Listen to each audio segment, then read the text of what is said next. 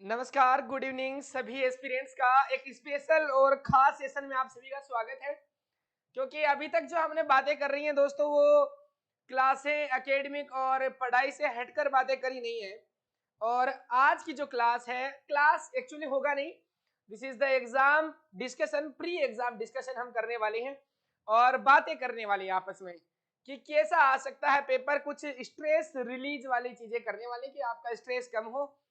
इन दिनों हमें पढ़ना क्या चाहिए आखिरकार। अब वो कहानी जो आपको पता है कि चिड़िया चुग गई खेत तो पछताने से क्या फायदा। पर हम पछताने वाले नहीं है, हमने चिड़िया को चुगने नहीं दिया।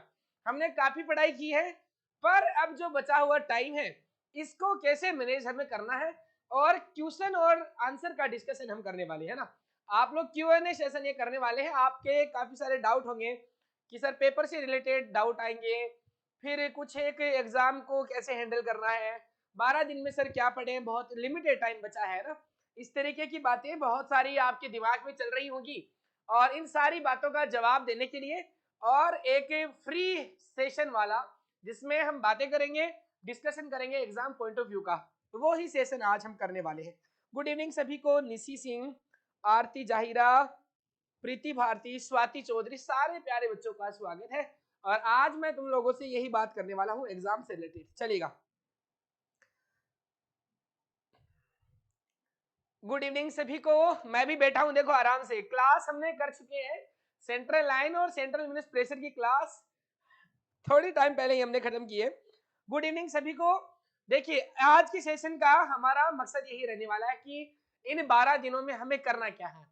तो चलिए जल्दी जल्दी कमेंट कर दीजिए कि आपका क्या प्लान है, उस हिसाब से मैं सोचता हूँ फिर कि क्या प्लान आपका है। फिर मैं अपनी तरफ से कुछ प्लान बताता हूँ कि 12 दिन में क्या करना चाहिए। कि सर हमें अब एमसीक्यूज पढ़ने चाहिए, अब हमें एमसीक्यूज पढ़ने चाहिए, या सर हमें थ्योरी पढ़नी चाहिए, या सर हमें टेस्ट देना चाहिए, या हमें करें तो करें क्या, बोले तो बोले क्या। गुड इवनिंग सभी को गुड इवनिंग। चलिए हम बात कर लेते हैं एग्जाम के लिए कि सर जो 12 दिन बचे हैं, जो 12 दिन बचे हैं, इस 12 दिन में हमें करें क्या। इस 12 दिन में हम क्या करें सर, है ना, ये बात हमें करनी है कि बचे हुए जो 12 दिन हैं, इन 12 दिन में हमें क्या करना चाहिए। हमें सर थ्योरी पढ़नी चाहिए, थ्योरी पढ़े, या सर एमसीक्यू करें, या सर रिवीजन करें थ्योरी का या एमसीक्यू का, क्या करें, या सर बैठ जाए या मजे करें, क्या करें सर बताओ। सर मैं एमपीसीएचओ में हूं, अश्विनी बाईसा। ऐसे मानो कि मैं भी आपका साथी ही हूँ, आपका आपका दोस्त या साथी मान लीजिए, क्योंकि मैं भी पहले एमपीसीएचओ में था। तो इस तरीके की बातें करेंगे। एमपीसीएचओ में हूँ, डीएसएसबी में भी शॉर्टलिस्ट हुई हूँ। बहुत बढ़िया, 112 नंबर तो आपने काफी अच्छे आए आपके ना मार्क्स से। बट अभी पढ़ाई का टाइम ही नहीं मिल रहा है, क्या करूं बताओ, किस तरीके से नहीं मिल रहा, अभी बात कर लेते। लो बिल्कुल सवाल आपके आगा, टाइम मैनेजमेंट, टाइम मैनेजमेंट चलेगा। एक पॉइंट और आ चुका है अपने पास में, टाइम मैनेजमेंट की बात करेंगे। एमसीक्यू थ्योरी और रिवीजन की बात हम करने वाले। सर इस रिप्लाई एम्स दिल्ली के लिए कितनी rank general female candidate please reply. सवारी सवारी, मैंने आपको ये बात क्लास में भी बताई थी कि इस चीज का डिस्कशन हम एग्जाम की बात करें तो ठीक रहेगा। क्योंकि बेटा बिना पेपर देखे, बिना पेपर देखे तो ये बात करना ही सही नहीं है। फिर भी आपको 1000 रैंक तो कम से कम चाहिए। 1000 रैंक में तो वो भी पोस्ट पे डिपेंड करता है। फिर अभी जो इस बार की जो पोस्ट है, उसके लिए तो आपको टॉप रैंक में आना पड़ेगा। टॉप रैंक में आएंगे तो जनरल फीमेल से आपको मिलेगी, क्योंकि SC ST OBC सारी टाइप की जो गर्ल्स हैं, वो सारी की सारी लड़कियां दिल्ली के लिए कंप्लीट करने वाली हैं, है ना। तो लोकल जो लोग हैं वो, और बाकी दूसरे जगह के लोग जो दूर वाले हैं, जो ऑलरेडी एग्जाम में हैं, जो ऑलरेडी जॉब कर रहे हैं, वो लोग भी वहां के लिए तैयारी करने वाले हैं। सर रिवीजन करें पर एंजाइटी हो रही है, एमसीक्यू और जो डाउट है उसको क्लियर कर रहे हैं। सर जॉब के साथ स्टडी कैसे करें। सर ओनली एमसीक्यू करें या थ्योरी और एमसीक्यू को साथ लेकर चलें, बस यही तो बात करनी है। अच्छा चलिए देखिए, जल्दी जल्दी बताएंगे आप सारे लोग, मुझे जवाब दीजिएगा कि आपने अभी तक कितने एमसीक्यूज पढ़े हैं, कौन सी बुक पढ़ी है। सारे लोग, मैंडेटरी है सबके लिए बताना। और कितने दिन से एमसीक्यूज कर चुके हैं आप, और कितने, लगभग 10,000 15,000 20,000 कितने एमसीक्यूज आप निकाल चुके हैं। मैं उस हिसाब से आपका एनालिसिस बनाता हूं। उस हिसाब से एनालिसिस हम करने वाले हैं। सबसे पहला तो ये देखिएगा टाइम मैनेजमेंट। टाइम मैनेजमेंट दोस्तों सिर्फ और सिर्फ हमारे पास में 12 दिन बचे हैं, ओनली एंड ओनली 12 दिन। तो 12 दिन में तो अब आपके पास टाइम मैनेजमेंट नाम की चीज है नहीं एक्चुअल में। आपको करना क्या है, इन 12 दिन में आपको ये करना है कि सर सारे के सारे पूरे के पूरे 12 दिन का मुझे 100% यूटिलाइजेशन करना है।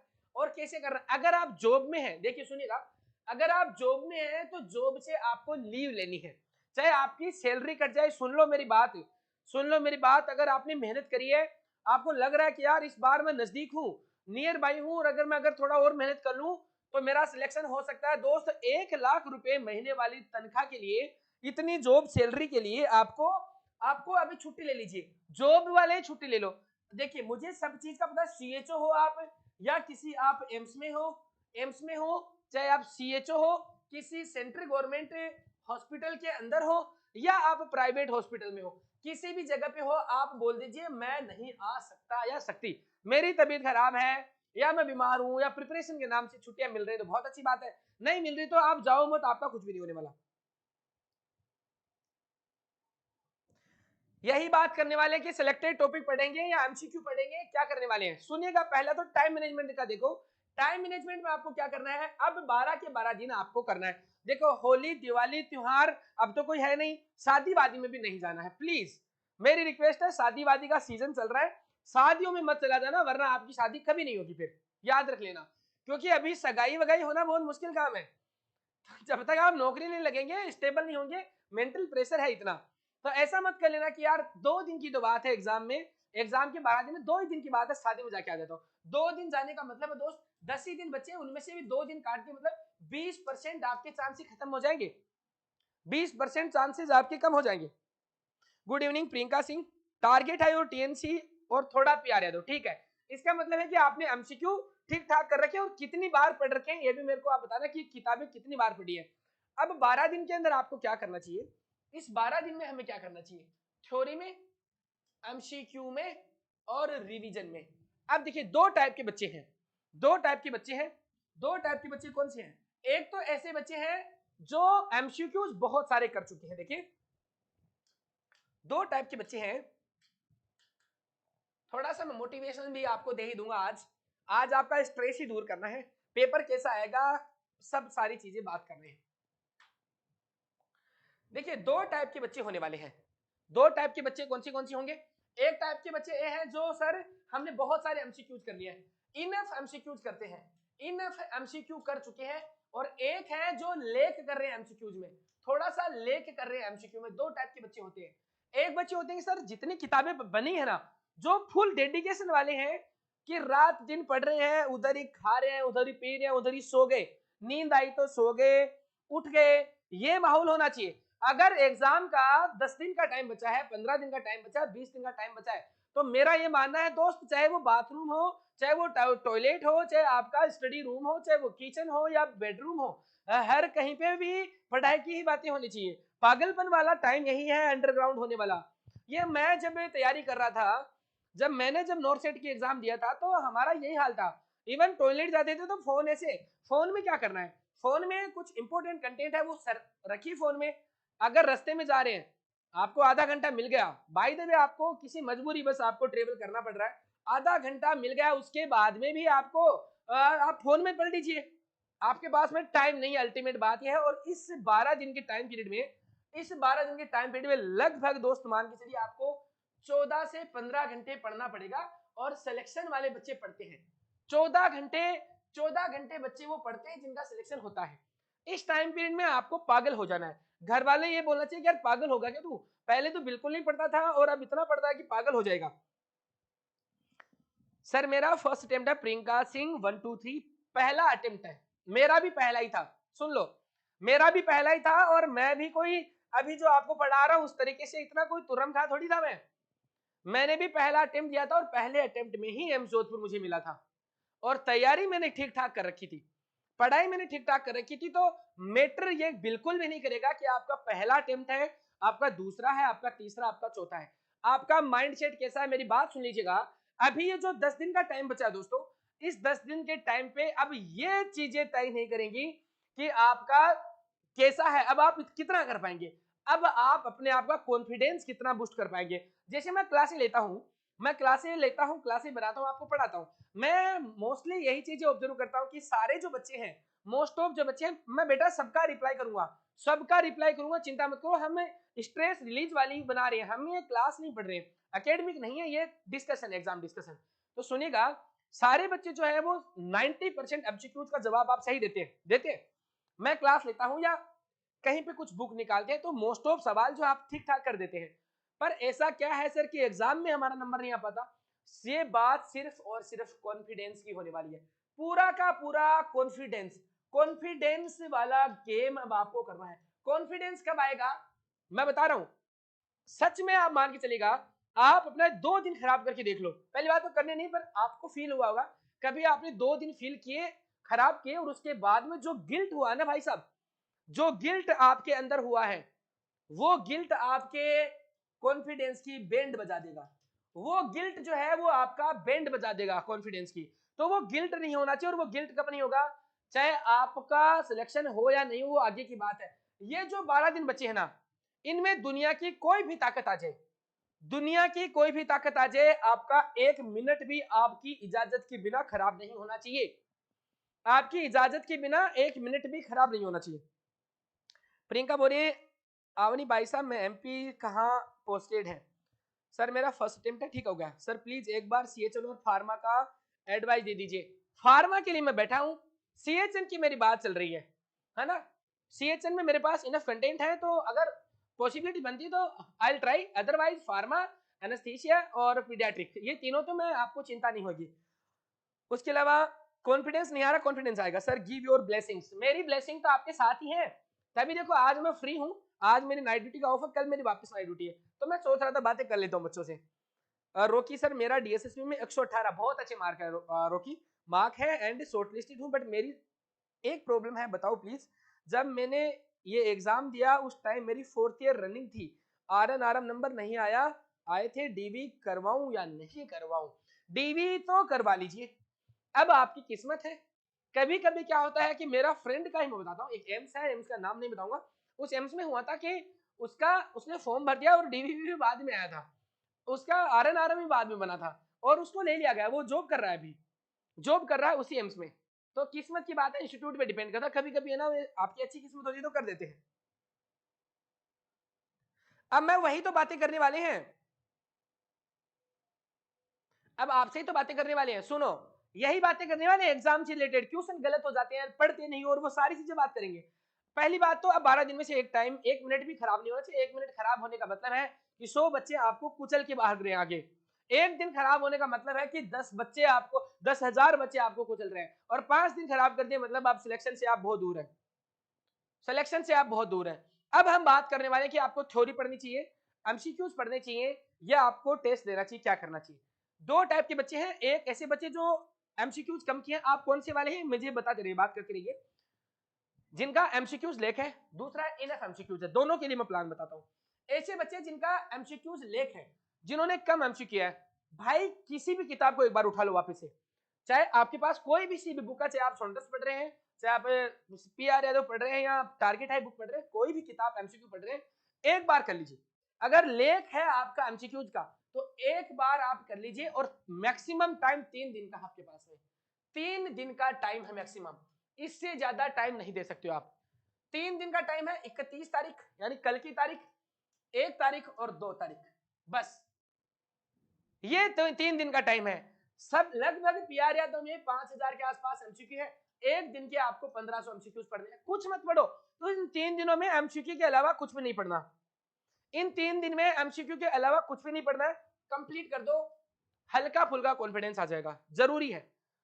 जिनका एमसीक्यूज लेख है उनको 3 या 4 दिन का टाइम दे रहा हूं, 4 दिन ले लीजिए, लगभग मैक्सिमम 3-4 दिन ले लीजिए, आप कोई भी एक बुक पढ़ लो, टारगेट है उठा लो, या पीआर यादव उठा लो, या सॉन्डर्स पढ़ा उठा लो, मौसबी उठा लो, जो मर्जी आपके उठा लो। मौसबी में 1800 सवाल है, सॉन्डर्स में 1100 सवाल है, टारगेट हाई में लगभग 8 से 9 हजार के आसपास सवाल है, पीआर यादव में 4 से 5 हजार सवाल है, ये सवाल है। आप इनको आप चाहे वैसा कुछ भी करो, 4 दिन में इनको कवर करना है। अगर आपने एमसीक्यूज लेख है उस कंडीशन में बता रहा हूं, अगर एमसीक्यूज लेख है उस कंडीशन में आपको 4 दिन मिल रहे हैं, आप कर लीजिए। अदरवाइज आपको एमसीक्यूज के ऊपर नहीं पढ़ना है।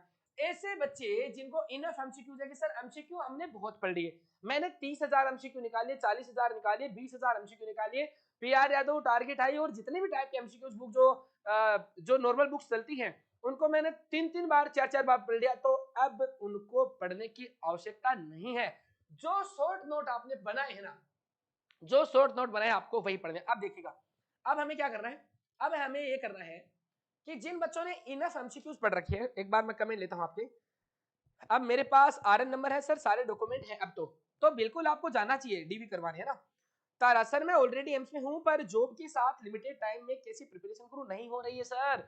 बेटा मैं भी एम्स में हूं, आपको तैयारी करनी है, तैयारी करनी है तो आप छुट्टी ले लीजिए। 12 दिन का आपके पास टाइम बचा है। आपको एक साल में 30 ईएल मिलती है, 30 ईएल मिलती है, आप ले लीजिए। आप 10 ईएल लीजिए और 3 आप ऑफ लीजिए, 13 दिन की आपकी छुट्टी हो जाएगी।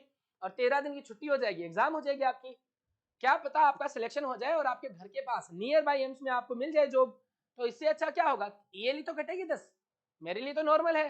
3 साल की नौकरी में मेरे पास तो ईएलई नहीं बची, 25 छुट्टियां बची ओनली, तो छुट्टियां ले लीजिए जो आपके पास बची हैं। नर्सिंग ऑफिसर 889 से ड्यूटी आवर के साथ पढ़ाई मैनेज कर पाना भी डिफिकल्ट हो रहा है। भाई मैं यही बता रहा हूं, आप किसी भी टाइप की जॉब कर रहे हैं, चाहे आप किसी प्राइवेट कॉलेज में ट्यूटर हैं, चाहे आप किसी प्राइवेट हॉस्पिटल में जॉब कर रहे हैं, चाहे आप किसी एम्स में हैं, सीएचओ में, किसी भी टाइप के जॉब में हैं, अब आप नहीं कर सकते हैं, अब कॉम्प्रोमाइज नहीं कर सकते। 12 दिन का टाइम है ना, 12 दिन के टाइम में आपको अब छुट्टियां लेनी पड़ेगी यार, अब कोई ऑप्शन नहीं है ब्रो। अब अगर तेरे को सिलेक्शन चाहिए तो फिर तो छुट्टियां लेनी पड़ेगी। ओके सर थैंक यू, काश आपकी बात सही हो जाए, मुझे कंसीडर कर ले डीएसएसबी वाले। हो सकता है, किस्मत की बात है, उनके मूड की बात है, ठीक है। सर जी टेस्ट में 50 से ज्यादा नहीं आ रहे हैं नंबर, टीएनसी के क्या करूं, बट पढ़ रहा पर समझ नहीं आ रहा, बहुत डिमोटिवेट हो रहा है। अब देखो मैं बताता हूँ, कहानी बताता हूँ मैं आपको, एक कहानी सुन लो मेरे से। एक बच्चा है मेरे पास में, कि एक बच्चे का मैसेज फोन आया था कि सर, वो बच्चा देखो मोटिवेशन में बताता हूँ आपको कि जिंदगी के अंदर किन किन लोगों के अंदर कहाँ कहाँ की प्रॉब्लम है, उसके बावजूद भी लोग लड़ रहे हैं, है ना। हमारी प्रॉब्लम कुछ भी नहीं है। एक बच्चे का फोन आया, वो बोल रहा सर मैं नॉर्सेट की तैयारी कर रहा हूँ, मैं 6 महीने जेल में रह के आया हूँ सर, अभी 6 महीने में जेल में रह के आया हूँ, और पिछली बार मैंने नॉर्सेट दिया था सर, नॉर्सेट 7.0, नॉर्सेट 7.0 देने से पहले मैं जेल में था, किसी किसी भी वजह से सर मुझे, मैं फंसा गया, वो जो भी चीजें थी, मैं जेल में था उसके बाद में, और मैं सर नॉर्सेट 7.0 दिया और मैंने प्रीलिम्स की एग्जाम, नॉर्सेट 7.0 प्रीलिम्स की एग्जाम मेरी पास हुई, पर सर अनफॉर्चुनेटली मेरी मेंस की एग्जाम पास नहीं हुई। मैंने बोला भाई गजब कर दिया यार तूने, प्रीलिम्स के पास कर दी वही बड़ी बात है, तू जेल से छूट गया है उसके बाद में प्रीलिम्स कर दिया। हमारे बच्चे तो घर पर पड़े हैं, दही रोटी खा रहे हैं, उसके बाद में नहीं हो रहा, है ना, डेली उनको वो सही एकदम कंफर्टेबल पोजीशन में, उसके बाद में नहीं हो रहा। तो मोटिवेशन तो लेना है अपने को, अपने परिवार की कंडीशन से, खुद की लाइफ से मोटिवेशन लेना है ना। अब देखिए बात करते हैं इनफ एमसीक्यूज, अगर आप कर चुके हैं, इनफ एमसीक्यूज करते हैं, तो दोस्त सिर्फ और सिर्फ उन बच्चों के लिए है जो इनफ एमसीक्यूज करते हैं। अब उनको जो सवाल करते हैं लगभग उनके 80% सवाल सही हो रहे हैं, उनके लिए बता रहा हूं, अब किताब उठाना नहीं है। 12 दिन का टाइम बहुत इंपॉर्टेंट होता है आपके लिए, समझिए मेरी बात को, 12 दिन का टाइम इतना इंपॉर्टेंट होता है जिसकी कोई हद नहीं है। आपको वही किताबें जो आप ऑलरेडी 3 बार 4 बार पढ़ चुके हैं ना, उनको वापस पढ़ के पढ़ने का फायदा नहीं है। अब आपको करना क्या है भाई, 10 दिन का टाइम है, इस 10 दिन के टाइम में ना कैटेगराइजेशन करो। पहली बात तो टेस्ट देना तो 100% तय है, टेस्ट देना है 100%। एक तो टेस्ट की प्रैक्टिस करनी है, एक तो टेस्ट की प्रैक्टिस करनी है। हम चलवाने वाले हैं, दंगल टेस्ट आएंगे, 5 दिन पहले दंगल टेस्ट चालू करवा देंगे, पर अभी भी एक तो 100% किसी भी सूरत हाल में अब टेस्ट नहीं छोड़ना है। दूसरी चीज, इस दो ही काम करें जिन बच्चों ने इनफ एमसीक्यूज कर चुके हैं। इनफ एमसीक्यूज वालों को क्या करना है, रिवीजन करना है। सर रिवीजन किसका करना है, सर मैंने तो बहुत बार बोल दिया, रिवीजन आपको उन टॉपिक का करना है जो हॉटस्पॉट है। सर रिवीजन में क्या करना है, क्या वही चीजें पढ़नी है जो पढ़ते हैं, नहीं, सिर्फ वही चीजें नहीं, सिर्फ वही चीजें नहीं पढ़नी है जो पढ़ते हैं। अब रिवीजन का मतलब क्या होता है भाई, रिवीजन का मतलब ये नहीं है कि जो 10 बार पढ़ लिया वही वापिस से, वही 10 के 10 पेज वापिस एक बार आंखों में से निकाल लिए, ये थोड़ी होता रिवीजन यार, ये तो रीडिंग बोलते हैं इसको, तो इसको रीडिंग करना बोलते हैं।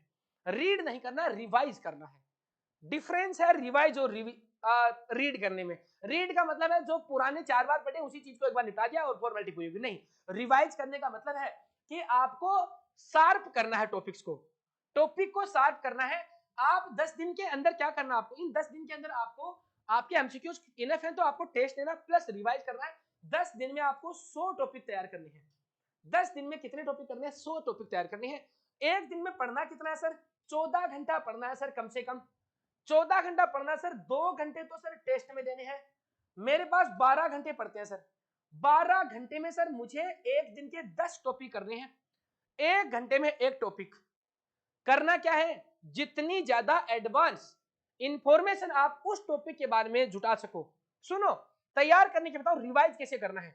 वही चीजें पढ़ी, अगर वही चीज पढ़ी तो मतलब नहीं है, फिर तो 10 दिन आप सोइए, क्योंकि आपके दिमाग में तो फीड है। और अगर आपको इस टाइम पे ऐसे लग रहा है ना कि यार मैंने पढ़ तो सब कुछ रखा है, दिमाग में तो कुछ आ ही नहीं रहा है, भूल गया हूं सर, बिल्कुल ऐसे लग ही नहीं रहा, मैंने कुछ पढ़ा है, कुछ याद तो आ ही नहीं रहा है, तो ये जो कहानी है ये सिंपल नॉर्मल बात है, ये सबके साथ होने वाली चीजें हैं।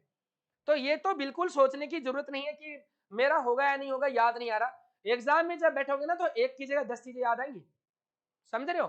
जिन बच्चों ने एग्जाम ऑलरेडी दे रखी है, मन से दे रखी है, उनको पता है कि एक की जगह 10 चीजें याद आती हैं।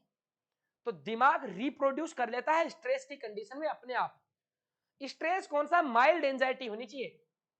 हद से ज्यादा होगी तो कर नहीं पाओगे।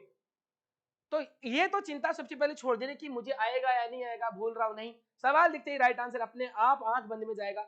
अब हम बात कर रहे थे कि रिवीजन कैसे करना है। रिवीजन में आपको क्या करना है? रिवीजन में देखिएगा, रिवीजन वाले बच्चों के लिए मैं बताता हूं।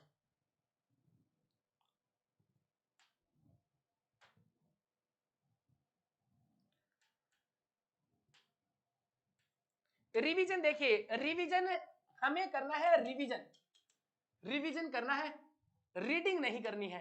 गलती से रीडिंग मत कर बैठना, रीडिंग नहीं करनी है, रिवीजन करना है। दोनों में अंतर है, रिवीजन और क्या बता रहे हैं? Same here Aishwarya. चलो कमेंट देख लेता हूं। सर जी पीडियाट्रिक कब करवाएंगे? पीडियाट्रिक करवाऊंगा बेटा। पीडियाट्रिक के लिए मैं सच बता रहा हूं, आज तक के नोट सेट में मैंने इतनी मेहनत नहीं करी है। मतलब मैंने तो मेरी तरफ से पूरी तरह से करी है, पर इस बार मेरे को नया आइडिया आ गया है दिमाग।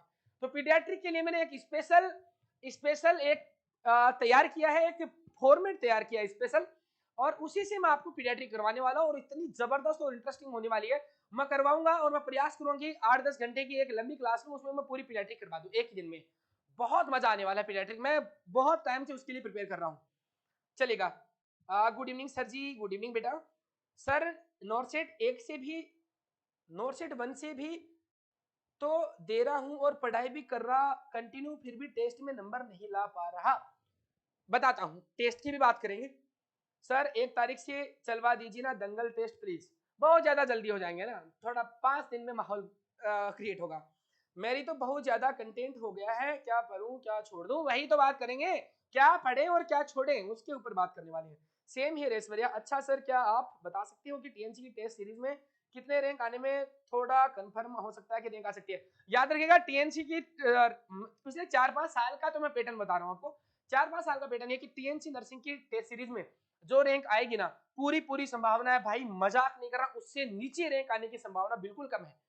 नोरसेट की ओरिजिनल एग्जाम में टीएनसी की जो टेस्ट सीरीज है उससे कम रैंक आने की संभावना कम है। मान लीजिए आपकी टीएनसी टेस्ट सीरीज में 500 रैंक आ रही है ना, तो मान के चलिए नोरसेट वाली एग्जाम में, देखिए कुछ अपवाद होते हैं, एक्सेप्शन होते हैं, उनकी मैं बात नहीं कर रहा, पर मोस्ट ऑफ बच्चों को अच्छी रैंक आएगी।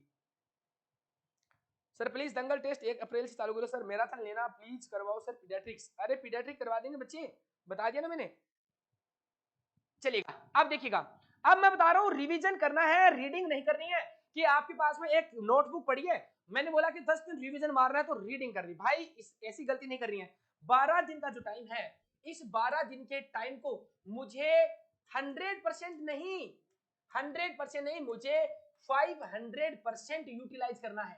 500 गुना मुझे यूटिलाइज करना है, तब जाके मेरा सिलेक्शन के नजदीक पहुंचूंगा। अब रिवीजन कैसा करना है? अब देखिए, जिन बच्चों ने ऑलरेडी अच्छे से एमसीक्यू कर चुके हैं उनके लिए रिवीजन बता रहा हूं। रिवीजन में 100 टॉपिक लेने हैं आपको। 100 टॉपिक में क्या करना है? एक दिन के 10 टॉपिक, 10 दिन के कितने हो गए? 100 टॉपिक। इन 100 टॉपिक में क्या करना है? सर मैं तो ऑलरेडी पढ़ चुका हूं। ऑलरेडी पढ़ तो चुके हो आप, पर इनको सार्क कैसे बनाओगे, इनमें और क्या कंटेंट ऐड कर सकते हो, नया कुछ नहीं पढ़ना है। जैसे मान लीजिए कि आपने कोई टॉपिक छोड़ दिया, आपने एक टॉपिक छोड़ दिया, फॉर एग्जांपल ईसीजी आपने छोड़ दी, ईसीजी में आपको बिल्कुल भी ईसीजी नहीं आ रही है, अगर आपको ठीक ठाक आ रही है तो आप पढ़ लीजिए, आपने बिल्कुल कभी देखा ही नहीं है, आपको हमेशा से नफरत रही है, उस टॉपिक को छेड़ना नहीं है बिल्कुल भी। उस टॉपिक को तो जो गया सो गया, जो हमारे हाथ में उसको पकड़ना है।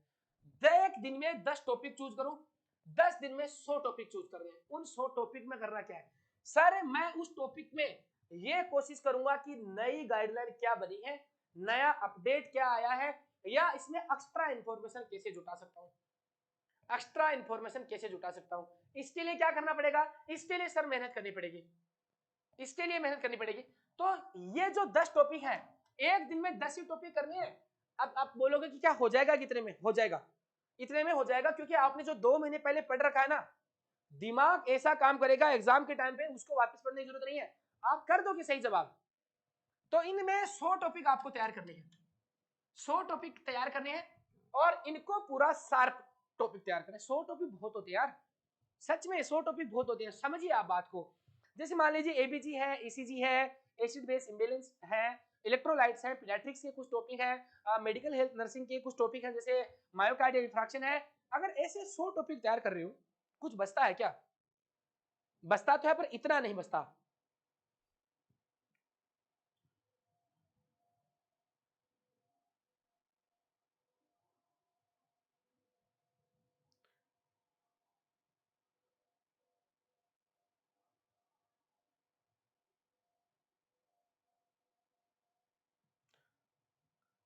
रिसेंट अपडेट के लिए बहुत ज्यादा चीजें चेंज नहीं होती हैं। सुनो मैं बताता हूं आपको, अब मैं बताता हूं अपडेट की मैं बात करने वाला हूं। आपको पता होगा कि मैं पूरी कोशिश करता हूं कि मैं आपको अपडेटेड ही पढ़ाता हूं, अपडेटेड ही पढ़ाता हूं, चाहे मुझे कितनी मेहनत करनी पड़े। मैं पुरानी गाइडलाइन को पीछे छोड़ के आगे बढ़ता हूं दोस्तों, और उसके लिए चाहे मुझे दिन रात जगना पड़े, मैं करता हूं। आपको समझना है कि चेंजेस आ कहां सकते हैं। अब मुझे ये बताओ, अब मुझे बताओ कि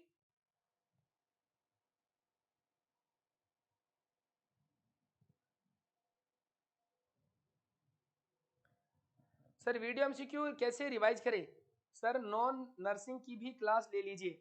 अब सुनिए आप, अब सुनिए, अपडेट कैसे पढ़ेंगे, अपडेट वाले टॉपिक कम होते हैं, सारे टॉपिक नहीं होते हैं।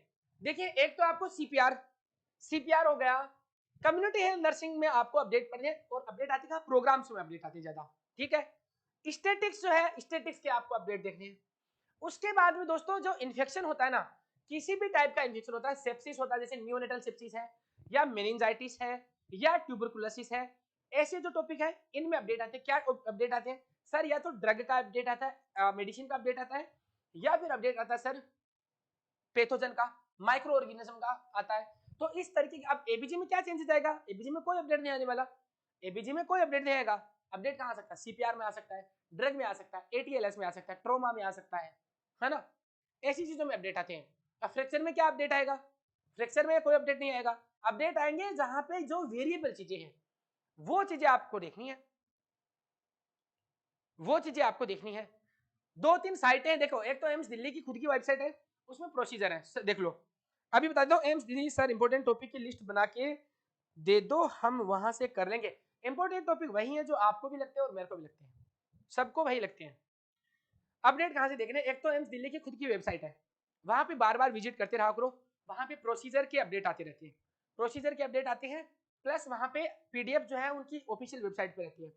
उसके अलावा दोस्तों सीडीसी को पढ़ते रहो, सीडीसी को पढ़ते रहो। उसके अलावा डब्ल्यूएचओ की वेबसाइट जो है उसका रेफरेंस लेके सर्च करते रहो।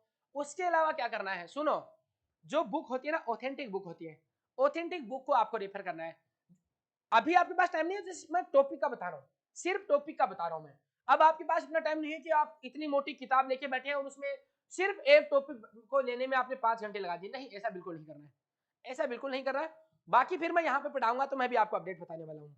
हालांकि मैंने जितनी क्लासें ली है सारी अपडेट ही बताए हैं, पुरानी चीजें अगर कोई चीज बदलाव हुई तो मैंने नया बताया आपको, ठीक है। अब देखिएगा, 10 दिन में 100 टॉपिक तैयार करने हैं, रिवीजन करना है, रीडिंग नहीं करनी है, ठीक है। उसके अलावा, उसके अलावा 2 दिन में क्या करना है, 2 दिन में सर ये जो 100 टॉपिक तैयार किए ना, इन 100 टॉपिक को मेरे को क्या करना है, इन 100 टॉपिक को मुझे रिवाइज करना है। मेरा 12 दिन का प्लान सिर्फ और सिर्फ इतना ही रहेगा, सिर्फ मेरा प्लान इतना ही रहेगा, इसमें ही मेरा सिलेक्शन होगा। 100 टॉपिक निकाल रहे हैं आप, 100 टॉपिक आप कर रहे हैं, बहुत ज्यादा है। जो बच्चे एमसीक्यूज करना चाहते हैं बोले सर यार हमने तो एमसीक्यू नहीं पढ़े अच्छे से, हम क्या करें? आपको टेस्ट सीरीज भी देनी है डेली, और अब आपको 4 दिन के अंदर अंदर एक बुक खत्म करनी है, तो आपके अंदर कॉन्फिडेंस आएगा, तो आपके अंदर कॉन्फिडेंस आएगा जब 4 दिन के अंदर अंदर आप एक बुक खत्म कर देंगे। फिर 7 दिन बचेंगे आपके पास में, उस 7 दिन के अंदर आपको भी थोड़ी रिवीजन करनी है। आप थोड़ा पीछे रह जाएंगे, पर किस्मत है आपकी, आपने कम पढ़ा है तभी तो आप थ्योरी नहीं पढ़ पाए, तो थोड़ा कम पढ़ा जाएगा आपका, पर आप कवर कर सकते हैं। आप 7 दिन में 100 टॉपिक तैयार कीजिए। फिर सीएचएन की क्लास मैं कम्युनिकेट कर रहा हूं मेरी फैकल्टीज के साथ में। मैं बनाऊंगा तो एक सेशन बनाऊंगा लगभग 6-7-8 घंटे का, जिसमें मैं अपडेट वाली चीजें ही बताऊंगा। मैं माफी चाहता हूं क्योंकि कम्युनिटी अपने आप में बहुत वास्ट है, तो मैं जैसे आपको प्रोग्राम्स हैं, कुछ इंसेंटिव के जो होते हैं, कुछ कम्युनिकेबल डिजीजेज हैं, ऐसी चीजें बताऊंगा। डेमोग्राफी और एपिडेमियोलॉजी यही पढ़ाऊंगा मैं, 2-1 चीजें पढ़ाऊंगा जिनमें बदलाव कुछ होते हैं, कुछ प्रोग्राम्स हैं वो मैं आपको बताऊंगा, है ना। कम्युनिटी की अगर मैं क्लास लेता हूं, अब उसके बाद देखिएगा, उसके बाद में है, उसके बाद में है कि उसके बाद में है, आपने सवाल मुझसे पूछा है एमसीक्यूज के लिए आपको पूरी, अच्छा एमसीक्यूज, एमसीक्यूज तो मैं बता रहा हूं ना बच्चे, एक दिन में 10 टॉपिक होंगे आपसे, सुन लो, एक दिन में 10 टॉपिक पढ़ लोगे ना, दैट इज इनफ। आपके पास टाइम बचता है ना, सुनो, चीज काम की अच्छी चीजें फॉलो करो, अच्छी चीजें फॉलो कर रहा है। अब आपको सोशल मीडिया का इस्तेमाल कैसे करना है, सोशल मीडिया का इस्तेमाल कैसे करना है, सोशल मीडिया का इस्तेमाल ऐसे करना है। देखो बहुत बहुत बहुत अच्छे अच्छे ग्रुप्स भी हैं, कुछ व्हाट्सएप ग्रुप होते हैं, कुछ टेलीग्राम ग्रुप होते हैं, उनको आप फॉलो कर लीजिए। वहां पे क्विज वगैरह देने की जरूरत नहीं, पर पीडीएफ आती रहती है। सुनो, एज ए स्टूडेंट आपका भाई होने के नाते बता रहा हूँ, कई कई ऐसे ग्रुप होते हैं जहाँ पे पीडीएफ वगैरह आती रहती है, अच्छी पीडीएफ आती है, कई क्विक रिवीजन की आती है, तो उनको पढ़ लिए।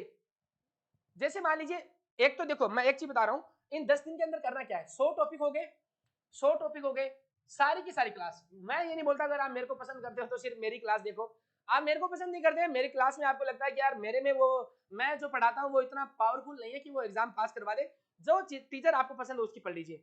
इस क्रूशियल टाइम में इंपोर्टेंट टॉपिक जो क्लास आएंगे ना, वो क्लास मिस नहीं करनी है। तो 10 दिन में एक तो आपको क्लास सारी देखनी है, क्योंकि आप जितना जिस चीज को सर्च करने में टाइम लगा दोगे ना, वो चीज हमें ऑलरेडी आती है, एक तो नहीं आती है तो हम मेहनत कर लेंगे आपके लिए, पर आप एक चीज के लिए अगर 1 घंटा वेस्ट करोगे ना, तो दिस इज नॉट वर्थफुल, आपके लिए बहुत खराब चीज होगी। तो क्लास लेना बिल्कुल ना भूले। ये गलती करते हैं बच्चे, मैं बताता हूं आपको, ये बच्चे गलती करते हैं सारे, जो थोड़े से,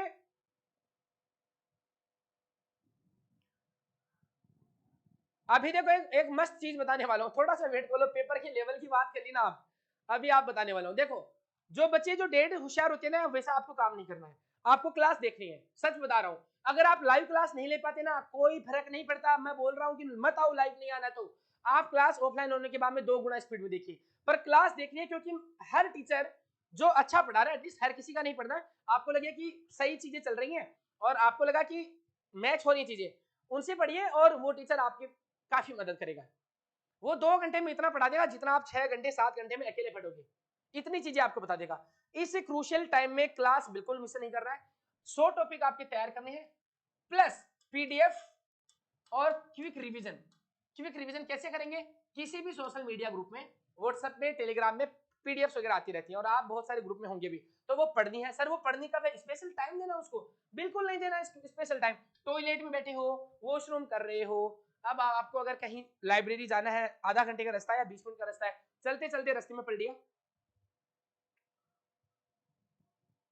चलते चलते पढ़ लिया रास्ते में, ऐसी जगह पे इनको रिवीजन करना है।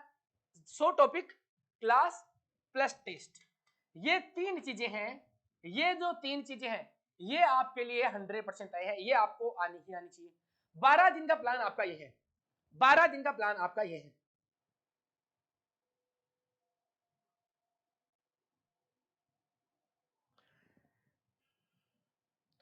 सर मेरा एक सब्जेक्ट रिवीजन पढ़ने में पूरा दिन, सर मेरा एक सब्जेक्ट रिवीजन पढ़ने में पूरा दिन लग जाता है, क्या करूं, खुद गुस्सा आता है। अरे एक दिन में एक सब्जेक्ट पढ़ रहे हो, और क्या चाहिए आपको, एक दिन में एक सब्जेक्ट चाहिए, कर रहे हो रिवाइज, और क्या कर रहे हो, रीड नहीं करना, रिवाइज कर रहे हो, और क्या कर रहे हो। और अब देखो मेरी बात सुन लो, रिवीजन में क्या करना है, रिवीजन की स्ट्रेटेजी सुन लो, रिवीजन की स्ट्रेटेजी सुन लो भाई। अगर आपके 500 पेज के नोट्स है ना, 500 पेज के नोट्स हैं तो आप नहीं कर पाओगे उनको नहीं कर पाओगे पूरा। समझो बात को, सिंपल जो चीजें हैं वो भाग के रिवाइज करनी है आपको, और आपके पास टाइम नहीं है। टाइम देना कहाँ है, टाइम कहाँ देना है। देखो अगर कोई टॉपिक आया, एक टॉपिक की मैं पहचान बताता हूँ, रिवीजन करने का मैं प्लान बताता हूँ। देखो रिवीजन करने का प्लान, रिवीजन करने का प्लान बताता हूं। एक टॉपिक को चूज करवाता हूं मैं, किसी भी टॉपिक को चूज। दोस्तों रिवीजन देखिए कैसे करना है, प्लान देखिए मेरा। पाइलोरिक स्टेनोसिस टॉपिक है, for example pyloric stenosis topic है। अब आपको इसके बारे में पढ़ना क्या है, रिवाइज करना है आपको। कैसे करना है, आपको कितनी चीजों को पता होना चाहिए रिवीजन में। स्पेशल फोकस किस पर होना चाहिए, एक तो देखो मान लीजिए इरिथ्रोमाइसिन ड्रग है, इरिथ्रोमाइसिन ड्रग है, उसके ऊपर आपका फोकस होना चाहिए। आपको थोड़ा सा पढ़ लोगे तो दिमाग में रह जाएगा sir. Congenital hypertrophic pyloric stenosis CHPS है, वो इरिथ्रोमाइसिन उसके लिए रिस्क फैक्टर होता है। ठीक है, ये चीज आपके दिमाग में आ गई। सर आपको जितने भी रिस्क फैक्टर हैं वो आपका होना चाहिए, चाहे वो मेटरनल रिस्क फैक्टर है और नियोनेटल रिस्क फैक्टर है, वो आपको आने चाहिए। उसके बाद में सर इन्वेस्टिगेशन ऑफ चॉइस का मुझे पता होना चाहिए कि बेस्ट इन्वेस्टिगेशन कौन सी होती है। ठीक है, जैसे मान लीजिए इसके लिए यूएसजी होती है। यूएसजी में क्या कुछ स्पेशल होता है क्या, नोट सेट वाले भूत बना के छोड़ देंगे अपना। सच बता रहा हूं, भरोसा नहीं है, इतने ज्यादा खराब और कमीने हो किस्म के लोग हो चुके हैं ये एजेंसी वाले, कोई भरोसा नहीं इनका। तो हमें करना क्या है, जैसे यूएसजी आ गई, यूएसजी के अंदर क्या देखना है, यूएसजी में सर मुझे पता है कि थिकनेस जो है, वो मुझे देखनी है, और लेंथ जो है वो कितनी होनी चाहिए, है ना। जो मैंने बताया था ना 20 mm और 5 mm वाला एक कॉन्सेप्ट बताया हुआ है, वो वाला आपको देखना है। इसके अलावा रेडियोलॉजिकल साइन देखने होते हैं किसी भी टॉपिक में। ये एक एग्जांपल बता रहा हूं मैं, रेडियोलॉजिकल साइन में क्या क्या दिख रहा है आपको, रेडियोलॉजिकल साइन क्या क्या दिख रहे हैं। उसके बाद में सर मुझे क्या किसी स्पेशल कंसीडरेशन है इस टॉपिक के बारे में, स्पेशल कंसीडरेशन है उनका मुझे ध्यान में रखना है। ऐसे नहीं है कि 10 पेज का पूरा पढ़ रहा है, नहीं ऐसा बिल्कुल नहीं करना। उसके अलावा मुझे ड्रग ऑफ चॉइस देखनी है, ड्रग ऑफ चॉइस क्या देखनी है इसके लिए। बस ये जो टॉपिक है ना, एक टॉपिक में आपको ये चीज देखनी है, इस तरीके की चीजें। मान लीजिए एक टॉपिक, उसमें ये देखना है कि फीचर तो क्या है, क्लासिकल फीचर क्या है, और हर एक टॉपिक में याद रखिए मोस्ट कॉमन कौन सा होगा, मोस्ट स्पेसिफिक कौन सा होगा, अर्लीस्ट कौन सा होगा, और लीस्ट कॉमन कौन सा होगा, और मोस्ट लेट कौन सा होगा। जितने भी टाइप के टॉपिक है ना, उन ये पांच चीजें तो आपको पता होनी चाहिए। रिवीजन का मतलब ये होता है कि आपने पढ़ा तो आपको पता होना चाहिए कि इन पांच चीजें हर एक टॉपिक के बारे में, ये होता है रिवीजन। रिवीजन का मतलब ये नहीं कि आपके पास में पहले का एक पेज पड़ा है, मान लीजिए आपके पास में ये टॉपिक के नोट्स है पुराने वाले, और पुराने वाले में कुछ नहीं है, बस एक लाइन ये लिखी, एक आपने यहाँ लिख दी, यहाँ कुछ बना रखा है, यहाँ कुछ बना रखा है, ये कर दिया। अगर इनमें इनफ इंफॉर्मेशन है तो ओके है, अगर नहीं है तो रिवाइज करने का मतलब है कि छोटी छोटी इंफॉर्मेशन को ऐड करते जाना। Neel production, good evening. Important topic YouTube पे ही सर ने वीडियो बना के रखा है, अवधेश सर ने, बहुत बढ़िया। अवधेश सर ने एक वीडियो बना रखा है इंपॉर्टेंट टॉपिक का, वो टॉपिक देख लेना आप। और देखिए मैं एक चीज बताता हूँ, चाहे मैं हूँ, चाहे अवधेश सर है, या दुनिया के कोई भी टीचर हो, दोस्तों आप लोगों का जो खुद का जो पर्सपेक्टिव होता है ना, वो भी बहुत उम्दा होता है। आपका खुद का पर्सपेक्टिव होता है, वो भी बहुत उम्दा होता है। अगर कोई चीज आपके दिमाग में आ गई कि यार ये चीज मुझे पढ़नी चाहिए, तो वो पढ़ ही लेना, वो चीज पढ़ ही लेना, उसको छोड़ना नहीं है। ठीक है, जल्दी जल्दी मुझे आप करो, कमेंट करो जल्दी से। आपके टॉपिक, आपकी Q&A तो कर रहे हैं हम,